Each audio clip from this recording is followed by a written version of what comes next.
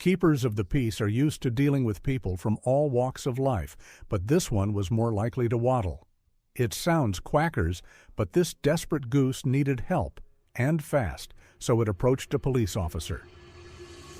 Geese will do anything to protect their families, honking at intruders and sheltering their young from the rain, but how many of them will actually call 911? None, obviously, but in this case, a goose acted like a human being and called the police for assistance. May 9, 2016, started as an ordinary Monday for Sergeant James Givens, a long-serving member of the Cincinnati Police Department. It was a quiet day in a rural part of the USA. He could sit out his shift unless his radio squawked into life. Little did he know he was going to be dealing with honking, not squawking soon. While resting in a stationary patrol car, however, he heard a strange tapping noise. Instinctively, Sergeant Givens's hand dropped to his sidearm. There was rarely a good reason for someone to sneak up on a police officer and not announce themselves. It didn't sound like a person knocking on the vehicle, though, and sure enough, when Givens appeared outside, it wasn't a man or woman he saw, but a frantic-looking goose. Sergeant Givens pulled his hand away from his sidearm, but not so quickly. He was an experienced officer, and he knew that geese had a reputation for ferocity and bad temper. But Sergeant Givens decided to give the frantic goose the benefit of the doubt. Perhaps the bird was just really hungry, the sergeant thought, but what do geese even eat? Maybe bread? Do geese like ducks like bread?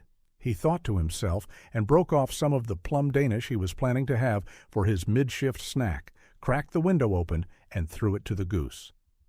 The goose ducked the flying Danish by pulling its long neck back and looked at Sergeant Givens in a slightly offended manner.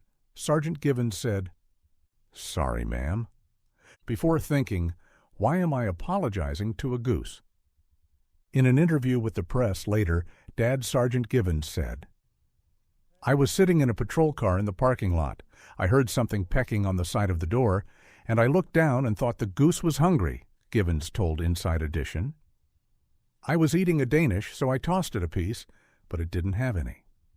He didn't add his apology to the goose, lest his colleagues mock him, calling him a bird brain or worse, a silly goose, or he could get charged with littering.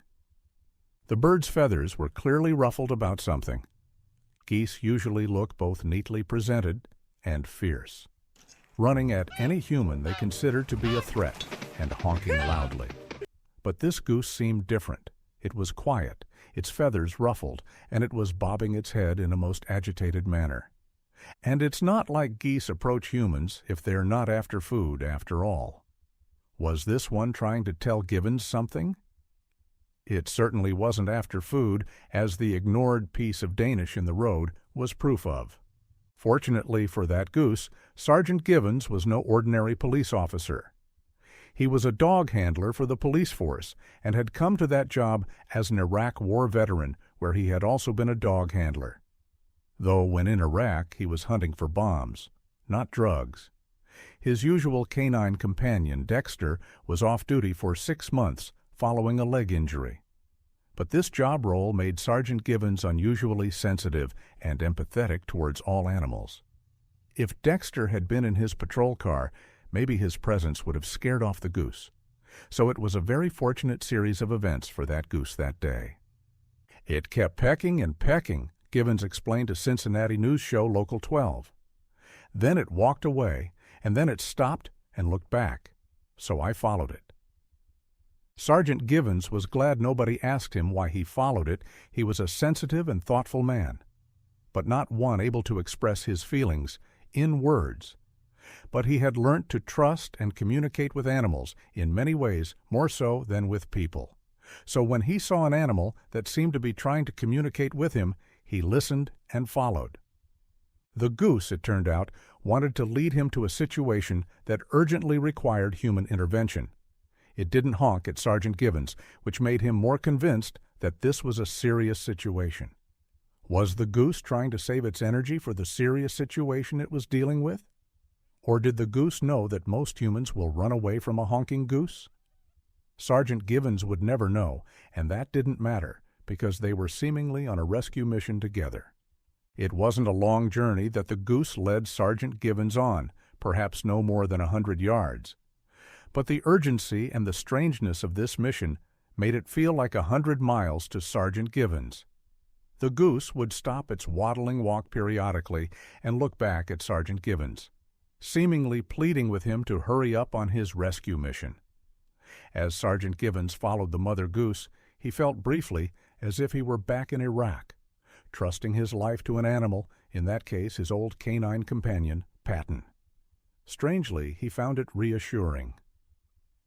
"I couldn't speak to that goose, but I felt I understood it," he would later tell Channel 12 News. It soon became clear to Sergeant Givens that this goose was a mother goose, and that one of her goslings had got itself into a spot of bother. The mother goose may be smart, brave, loving, and able to fly. But unlike a human being, it didn't have dexterous hands. This rescue demanded those, and Sergeant Givens had them, alongside his kind heart. The little creature's only chance was being rescued by Sergeant Givens' dexterous hands. The baby bird had become entangled in a piece of string from a Mother's Day balloon, of all things, near Cincinnati's Mill Creek. It was bound up like a tiny, scared, feathered little parcel. Who knows how long the mother goose had hopelessly pecked at the tight binding string, knowing that if the baby goose struggled, it could strangle itself, or worse still, never get free and starve itself to death. In his interview with Inside Edition, the sergeant said he wasn't sure why he didn't drive off when the goose came calling. "They never came that close to me in the police car before. I was just amazed how she didn't attack us," he explained. "I was a little nervous." Sergeant Givens then added an unusual extra thought in the interview. "If you're given a balloon, or have them at your party, please deflate them, don't let them blow away. And when they're deflated, safely cut them up. You might be saving a life." His memories of that poor, scared baby goose had made a strong impression on Sergeant Givens that would last a lifetime. Sergeant Givens was right to be cautious. Geese are known to attack humans when protecting their youngsters or sometimes their territory. Geese have a reputation for being ferocious. Before he intervened, he therefore thought it best to phone the ASPCA, the American Society for the Prevention of Cruelty to Animals. The phone rang several times, but nobody answered. With limited donations and many animals in need, they can't always respond as fast as they wish. Sergeant Givens was going to have to handle the situation himself. Fortunately for the goose and its trapped child, he was up to the task. But despite having sorted out his aid and support, the goose wasn't ready to trust Sergeant Givens just yet. As he approached the baby goose, the mother goose pecked at him. It had taken a lot of bravery for the mother goose to seek out human help, but it didn't override its instinctive desire to protect its child. So as soon as Sergeant Givens approached the baby to free it from its string prison, the mother would flap her wings, honk, and charge Sergeant Givens. Fortunately, Sergeant Givens wasn't alone. He had brought his police handheld radio with him, and he put out a call for assistance. Police officer Sergeant Givens is rescuing a mother and a trapped child in distress, before stopping and correcting himself. A mother goose and a trapped gosling. Knowing his fellow police officers would be joking about that emergency call for the next week. Rescue came soon in the form of Officer Cecilia Charron, a highway patrol officer who happened to be in the area. She parked near Sergeant Givens's police vehicle and called his name. Not wanting to alarm the already nervous mother goose, Sergeant Givens didn't call back. Fortunately, he was only 100 yards away, and his large-sized police boots had left a trail. It was easy for Officer Charron to follow. On arriving at the scene, Officer Charron had to stop the urge to burst out laughing. At the sight of the tall and broad-shouldered Sergeant Givens, slowly backing away from a clearly distressed mother goose. They communicated silently. Sergeant Givens pointed at the baby goose that was still trapped before he began to slowly back away, the mother goose following after him. Officer Charron approached the baby bird while the sergeant recorded the rescue on his cell phone, keeping an eye on the mother goose. With the mother goose out of the way, Officer Charron got to work quickly. She gently held it with her left hand, whilst carefully untangling the string that trapped its body. As soon as it was free, she let it go. The baby goose began honking, loudly and happily, at being free. At which point the mother goose abandoned Sergeant Givens and returned to her baby. Givens uploaded the video to YouTube shortly afterward, and in a matter of days, it had been watched more than 3 million times. It was a beautiful image of a happy rescue and meeting of a loving mother and baby. The story has since been covered by the likes of the NY Daily News and the Huffington Post. The Cincinnati Police Department is rightly proud of its officers' efforts. Lieutenant Colonel Paul Newdigate, the department's assistant police chief, tweeted, "Specialist Charron and Sergeant Givens, thanks for a great job." Whenever Sergeant Givens was interviewed, which was a lot as he was seen as the hero of the rescue, he would remember to add, "I couldn't have done it without the assistance of Specialist Officer Charron."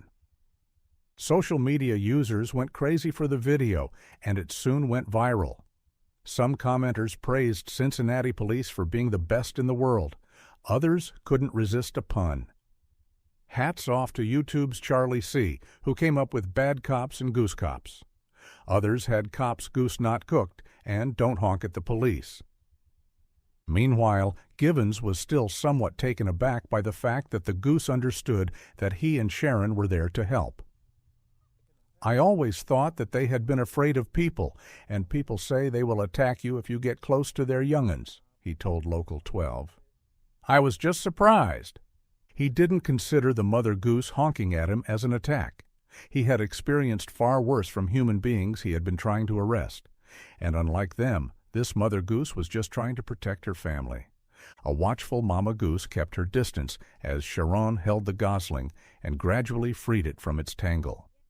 Givens reckons Charron's motherly instinct, which may have been recognized by the elder bird, helped during the rescue operation.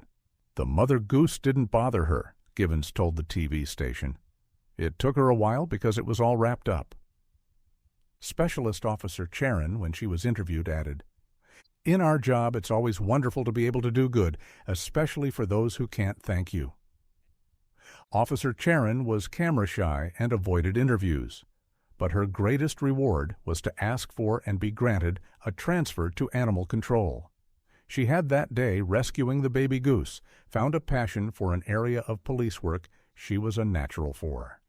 Indeed, the sergeant's YouTube video runs for over 3 minutes. Yet while there's a happy ending to this gosling story, its rescue highlights how dangerous balloons can be to animals. According to the U.S. Fish and Wildlife Service, birds and other creatures like turtles often try to eat them, which can be fatal. This is why, whenever interviewed on the subject, Sergeant Givens makes it clear to repeat his request that people safely deflate and cut up balloons when they're finished having fun with them. When Charron untied the gosling and lowered it to the ground, it darted toward the creek alongside its mom. In almost a quarter of a century of service, the officer later said this was the incident she'd remember most fondly and the one that inspired her change of direction in her law enforcement career. "It makes me wonder," Givens told the dodo, "do they know to turn to humans when they need help?" She didn't add that in her experience seeing animal cruelty as a police officer or knowing how many people hunt for fun, that it was surprising that an animal would view a human being as trustworthy. The events of May 9th may have left the officer pondering a few questions, but the gosling's rescue has certainly had a positive effect. "I hope it might inspire more compassion in other people," he added. He knew from then on, like Officer Charron, he was going to be one of those good police officers that animals could learn to trust. If you liked the video, please give it a thumbs up and consider sharing it with your friends and family. Thanks again, and we'll see you in the next one.